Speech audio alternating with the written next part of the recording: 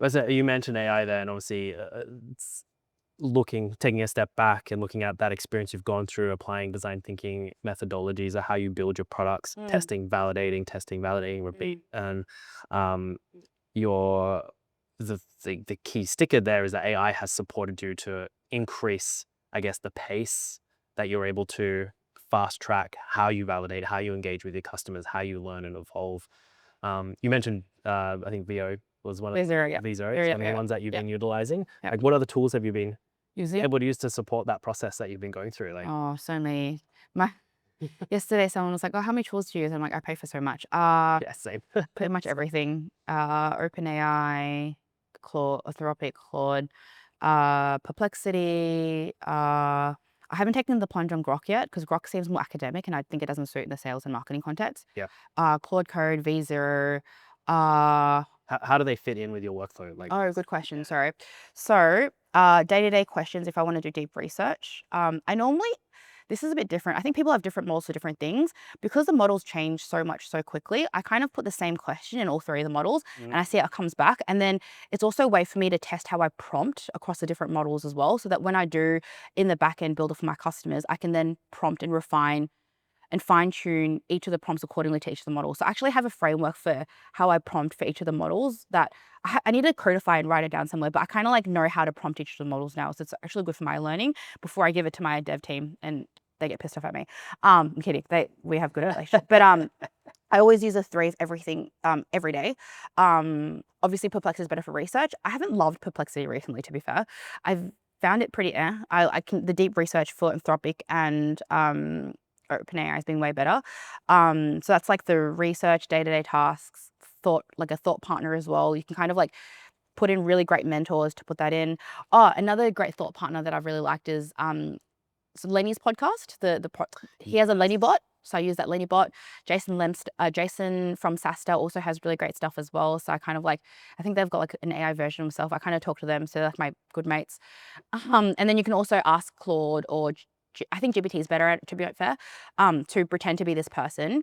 This is what I'm thinking about. Can you ask me challenging questions? So I make it ask me challenging questions so I can be more mindful and thoughtful so that I don't have flaws and gaps in my thinking. Yep. Because, you don't necessarily have time to like message everyone. So I kind of like use it sometimes as a little bit of a mentor. And then I also ask for stupid questions because sometimes, you don't want to bother people with stupid questions. I'm like, explain to me like I'm a grandma and it'll give me really good concepts. Like one of the other things I've learned, explain to me like a grandma is way better than explain to me than I'm a 5-year-old. 5-year-old, they use like cars and everything as concepts. So as grandma assumes you have some level of corporate knowledge. I don't know why it does. General world knowledge. Yeah, exactly. Yeah. Explain to me like I'm a child. Well, the child has no concepts of business. So. Yeah. So it's actually, so grandma's actually really great. Like it dumbs it down enough, but it like gives you real world context. So that's been really great.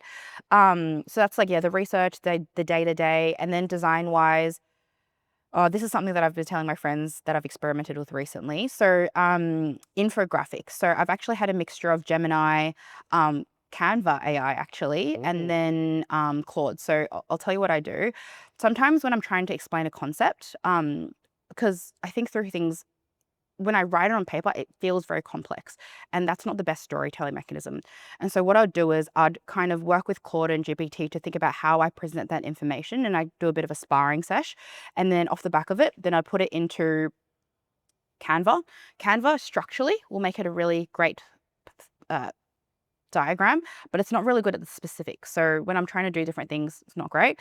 I then put in Gemini. Gemini, this new release, the infographics and the graphics have been really good. So we're actually going to embed that into our product as well from the image gen and video piece for our customers to use too, which I'm super excited about. Awesome. That'll be very cool. Yep, so you'll be able to use it soon.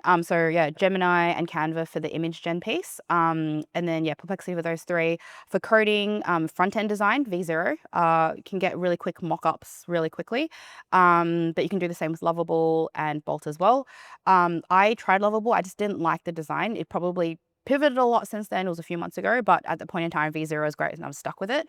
Yep. Backend stuff like I guess Postman, PostHog, Supabase, MongoDB. I use Supabase for my projects because there's a good free plan, and then MongoDB for my actual product. Yep. What other? Claude Code, obviously. AMP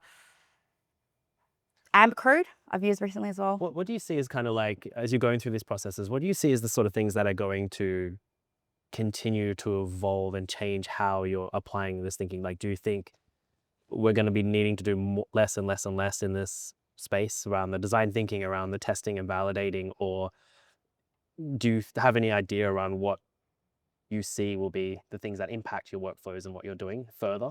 Yeah. Um, how I kind of like to describe AI is it's a super smart, super eager intern. So interns don't really know like what the world's like, the mistakes, how to frame it. But if they're super smart, they're really good. So how do you train an AI is super important. So as an example, like, you know how to ask me about design thinking, Yeah. but if I'm like, I want to build a product, AI is not smart enough to be like, have you used design Have you thought thinking? about design thinking? Yeah. Yeah. Have That's you good. thought about empathy? Have you thought about it? Could get better over time. It could like hopefully the intern graduates to a graduate, hopefully. I don't know. I thought GPT-5 would be like that, Mm. you know. It It's could get, context is king in a lot of that, right? So kind of what you're saying there is at that top layer, you need to be telling it, hey, you are a yeah, design consultant. And exactly. then it starts to go, okay, I need to consider these things. But as a Exactly. generic, all-encompassing person, it has no context. Exactly. Asking it a generic question, you get a Yeah. generic response. Yeah. And to your point of context, like being able to build agents and very smart, yeah, building very smart agents, very specific to context is really important because what we've also seen, like as we're building out, is if you dump a bunch of context, it hallucinates and it doesn't really know what to do and it does the wrong thing. It's kind of like how you train an intern, right? If you train the intern a lot of stuff and they're like on their second day, it's like, it's your fault. It's not the intern's fault for giving it a lot of information. So you have to be very specific with tasks because they haven't done their job before. Yeah. So being right, it's like when people are like, oh, AI sucks. I'm like, no, it's how you use the AI that sucks. So being able to do all that in the future, I do think it will get better. And so the roles will change. But I think a lot of the strategy, the thinking, the direction, I think still needs to come from humans. And so the way I think about building product is how do you support those intelligent humans to do their strategy? I don't think AI will replace jobs that are manual, that are copy. Like I was talking to a prospect yesterday, the phrase like $15 million, and they still have team in India copying, pasting emails. Oh, And I was like, mate, you can use my that, product. It takes you 20 minutes. yeah. And he's like, oh, I know, but the team's so comfortable with this. They have a team of 20 salespeople. Raised 15 million. That was crazy to me. And so there is still, like, those jobs will get replaced. Like the fact that you can do it with us for 20 minutes, that's even cheaper than hiring a bunch of people that are five people. So You mentioned in a previous conversation you had that like around AI can wipe out like 60%, 70% of boring jobs, right? yeah, And but humans are still really important in remaining part of the loop. always. Yeah. Like I guess what are the things that you think will remain as only human as we move more into this world, particularly as things like fuzzy before and Yeah. take over a lot of that workflow that we're talking about? Yeah, I've probably thought most about in the go-to-market context, just purely because I'm in this problem space every day. Yeah. I think the closer for the salesperson, you can't replace. The negotiation, people buy from humans, not from systems. Yeah. And so being able to have this conversation and being able to close and be like, this is the product that I want, Yeah. that will never get replaced. Being able to understand offline context and all that, it's also a human thing. So the negotiating and closing always has to be will never get replaced. The strategy, very hard to get replaced as well. I mean, a level of thinking can be done by the AI for sure, because you can train it to be like, these are the strategies that I like, help me think through this. But a lot of the thinking, strategy, direction roles, I don't think can be replaced. But everything else, like if you can train an AI to create content the way you want. You can train AI to build workflows the way you want. You can train AI to mirror someone else the way you want. So Mm. I think I think everyone needs to upskill themselves, like every single role, except if you're a tradie, then actually you can even use, tradie can even use it to help you like, do plumbing better, right? Or faster and optimize on that. But I really think a lot of the manual, like work where you don't have to think and copy and paste, those will be very quickly gone the next year or two. But the roles where you need to have some level of thinking and pause and reflection time will never ever, I think will never get replaced. It's similar like how people are like, oh, I'm worried about Claude Code like taking over my job as an engineering manager. The best engineering managers understand complex architectural systems, and that's quite hard to. It's quite hard to because okay. So one more thing, context windows are quite small right now, and so you can't, especially for big architectural problems, you can't feed enough data into the context window. And so you won't ever be able to replace that unless you've had years of experience. You don't understand what's wrong. Unless you're feeding all those years of experience into that context window, which is like practically impossible, like you can't replace that job unless in the future maybe contact, like it will increase. But Yeah. I think it's a lot of learned mistakes and what's wrong to be able to, yeah, like those roles with learned mistakes, I don't think ever can be replaced. Yeah, Yeah. I think you're right, especially in the short term. Like maybe in Yeah. the years to come, as the systems get more Yeah. like bigger, we get more infrastructure, that Yeah. that might change. But Yeah. yeah, I completely agree.